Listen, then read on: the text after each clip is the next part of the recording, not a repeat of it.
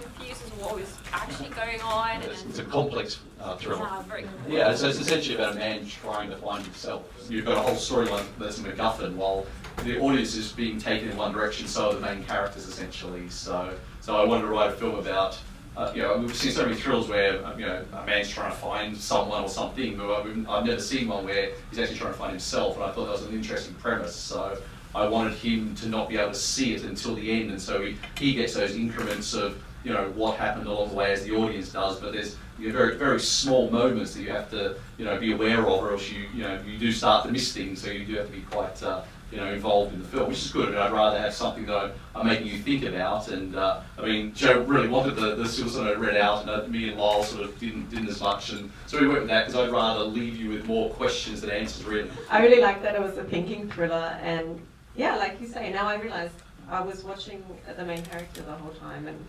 feeling it with him, and he's more of a real person because he hasn't figured it out, which I really like. Well, all of the characters were. And I tried to keep them real characters. I mean, Paul Tassone, who's his mate, is sort of the everyman, so he's sort of the audience, I guess. So I was trying to get the audience through him, as it were. So, but then I also tried to subvert what normally happens in thrillers. So I mean, a big climax is them sort of crying and running away. Which is quite real, and it's probably what I would do, or most men I know would probably do. But it's quite unusual for a thriller. But I think it's real and it's heartfelt, and it's personally I think it makes for a better scene than if there was some sort of crazy machoism at the end there. So. The things that were shocking and terrible were shocking and terrible for them. And I like that it had so many of these moments. It wasn't just one thing. It was terrible things happening all the time. Yeah, and strange. Yeah, well, thank you. Well done. And it was strange. We often get films sent from people who make films in Sydney. How do you make it look so creepy and grey, and it's such a shiny, happy place? and I spent a year grading. So yeah, I spent a year. I mean, like we shot it quite a while ago, and we basically ran out of money, so everything took a while. So technically, I did all that post, which was great, but and I had an amazing colorist, but he was working at like Fast and Furious 7 or something, and I'd get him for 2 days, and he'd go back and shoot that, colour that, and he'd come back and get it for a few days. So we graded for a while, but yeah, the colour palette was really important. And then when you finished it, it was quite bright and standard, and I just kept on saying darker. The cinematographer has a lot of control on set, obviously, and then I kind of feel like when I'm in the grading suite, then I can actually start to paint how I want to paint. So. It's also fair to say, it's also fair to say that we found the nastiest looking locations. As well, yeah. Lyle with most of the locations. So. There's lots of characters, there's lots of intertwining stories. Do you get to know your castmates, all of them, or is it just your scenes? Do you get to know what you're going to say and the storyline before the whole film starts? What's the experience like on a film like this? I think when it is interesting because film is very different to theatre, where it's very much an ensemble, but film you're there for that day. So I got very close to Simon, the main character, because he was had only scenes with him. So all this other macho business that's going on around guns and I didn't get involved in. So I knew it was happening because I obviously had read the script and was very involved because it's an independent film, so you're there, everyone's mucking in, helping out in every other way. But no, it was just very much insular in my story, which was sort of my sort of narrative that I was focusing on. But yeah, you saw everyone.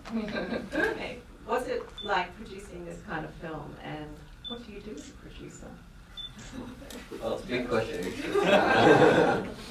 I'll start with how I know Shane. I actually went to university with Shane, and we've had a very long, arduous relationship. And I think as the film went on, that relationship got more and more arduous. I think we can all testify to that.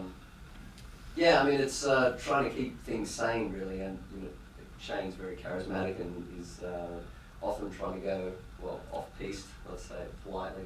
And producer's job is to try and make sure that the film is obviously made, try and keep it on budget, making sure that no one gets arrested, making sure that we don't lose anything from the set, those kinds of things.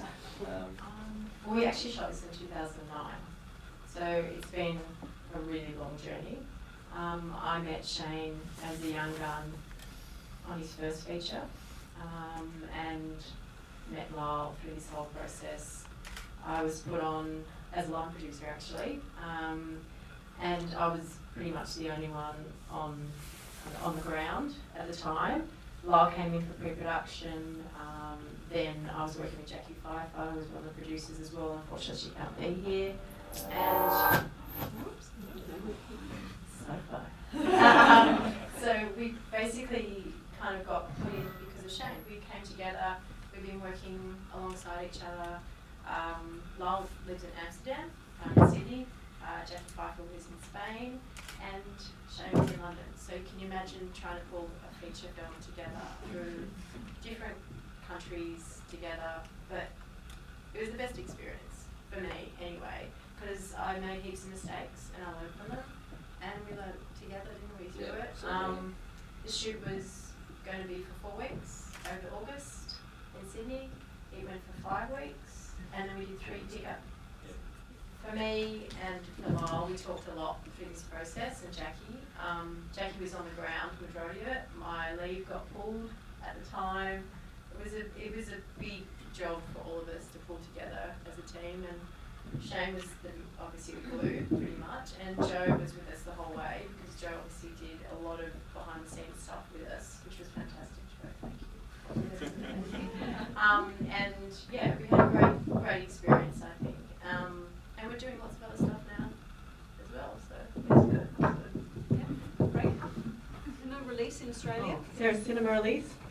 I guess our rough idea is this year is our festival run, and we will look for distribution next year, I guess, and what we're going to do. So yes, I mean, we'd love to play in, you know, Sydney and in Australia and in London and Berlin. I mean, why not? So obviously, you know, everywhere, the world. But obviously, it gets harder. I mean, you know, independent films, you know, hard to get distribution for. I mean, you hope for a successful festival run. But yeah, it's hard. I mean, you know, sales agents used to put down market guarantees, which guaranteed you an amount of money. They don't do that anymore because the whole market's in flux. No one understands what's happening with downloads and stuff. And Netflix give you like 10 grand or something, which is, you know, an unsustainable model for making films. So yeah, I mean, the whole industry's in flux at the moment. So I don't know. That's why most sort of films that are sort of in this genre are moving to television, you know, which has always been a free medium. So you know, I don't know. Watch your space. Hopefully, you know, that's. Thanks very much to the team from Conceal.